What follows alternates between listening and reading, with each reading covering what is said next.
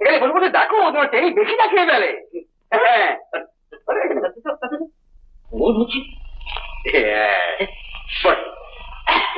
তুই কি রে পেলা মাসিমায় ওই বারকোস্টান দিতে টেনে দেওয়ার লাগিয়া তুই সেখানে ঠাটালি করতে যাস কেন?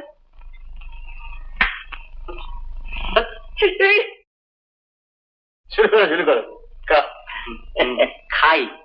হ্যাঁ একা খাওয়ার নাই চা খাও।